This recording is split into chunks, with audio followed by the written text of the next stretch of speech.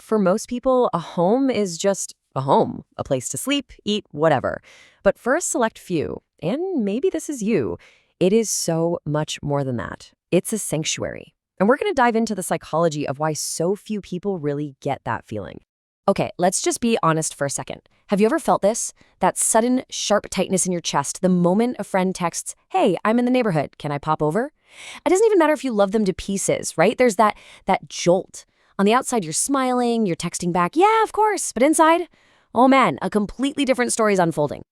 And that's the voice, isn't it? It's not a shout. It's this quiet little whisper from the back of your brain just saying, well, there goes the peace. It has nothing to do with the person. It's this deep, almost primal feeling that the calm, the quiet you have so carefully built is about to just poof, vanish. So let's just clear something up right now. If you feel this, it does not mean you're antisocial, it's not some kind of character flaw, and it doesn't make you a bad friend. This feeling is so much deeper than that. We're actually talking about a profound psychological need that, honestly, most of the world just doesn't even recognize. For you, home is exactly this, a sacred, emotional reset button. Think about it. It's the only place on the entire planet where you can stop performing. The show's over. The mask finally comes off. And you can just exist. You can just breathe. And you know what? There's actually a psychological term for this. It's called environmental mastery. Now, this has nothing to do with being a neat freak. It's about being able to control your surroundings just enough so your brain can finally switch out of that constant low-level fight-or-flight mode. It's about creating a space where your nervous system can literally exhale. So why? Why does the simple idea of a visitor feel so massively disruptive?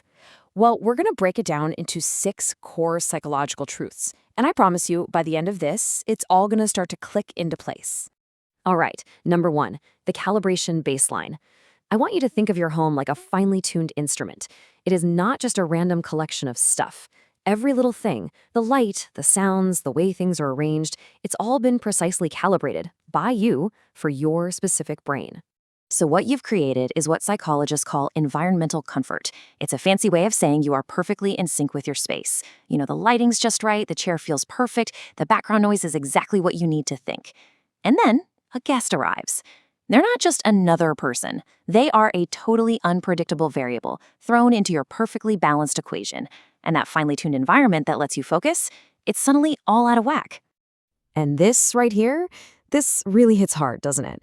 That anxious feeling you get, it's not hate. It's not even really annoyance with the person. It's a kind of grief. You are literally mourning the temporary loss of your comfort baseline, that perfect calibration you need to just function. Okay, moving on to number 2, and this one is a really big deal. The performance pause. Look, from the moment we walk out the door, we're on stage, right?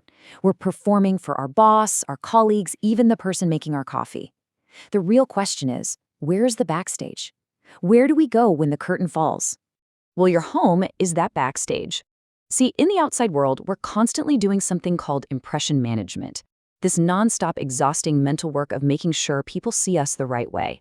It absolutely torches your social battery. Home? Home is where you can finally close all those tabs in your brain. It is the charging dock. Because in that space, and only that space, the performance is over. All right, number 3. For this one, we've got to go way back. We are talking about deep, primal survival level stuff here. Territorial behavior. Look, at our core, we're territorial creatures. It's just baked into our DNA. And your home, that is your territory. It's the one place where you are the undisputed master of your domain. You make all the rules. So even the most welcome guest, their arrival is like a pebble dropped into a perfectly still pond. You might not consciously notice it, but your nervous system feels every single one of those ripples. It is, on a primal level, a tiny little invasion. Number 4, and folks, this one is massive, the cognitive load of hosting. We tell ourselves having people over is fun and relaxing, but for your brain, oh, it's anything but. It is one of the most complex, demanding jobs it can possibly do. I mean, seriously, think about it. It's not just making snacks. It's cleaning beforehand, wondering if the bathroom is clean enough, remembering who's gluten-free, predicting who might not get along, managing the conversation so there are no awkward silences, and then all the cleaning up after. It is an avalanche of invisible microtasks that your brain is trying to juggle all at once. This is exactly why you feel so tired before anyone even shows up. Your brain isn't just sitting there waiting. It's actively playing a game of four-dimensional chess with all the possible social outcomes. That exhaustion is real. It's your brain doing a cost-benefit analysis and realizing, whoa, this is going to take a lot of energy. Okay, number 5 is all about losing something that is absolutely critical. It's a key coping mechanism we all have, our exit strategy. When you meet a friend for coffee, you're in control. The second your social battery hits red, you can say, well, this was great, gotta run, and you leave. But when the party is at your house, you're trapped. There is no escape. You cannot leave your own home. And for someone who values their internal state, that complete loss of control can feel incredibly stressful, almost like being cornered. And that brings us to our final truth. Number 6. And honestly, for some of you, this might be the most important one of all. Let's call it the 8K IMAX sensory filter. So there's this thing called sensory processing sensitivity. The best way I can explain it is this. Most people experience the world in, say, 480p resolution. It's fine. It gets the job done. But for about 20% of us, we're taking in the world in full 8K IMAX with surround sound. Every detail, every sound, every texture is amplified.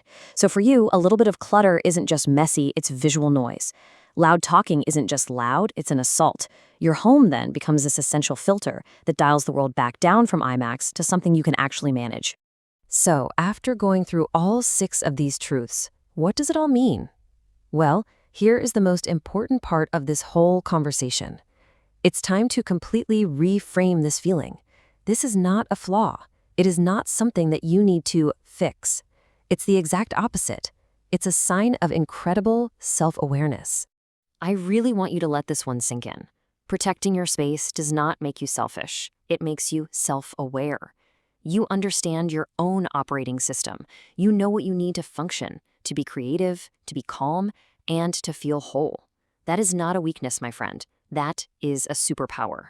And it is so important to remember that these two things are not mutually exclusive.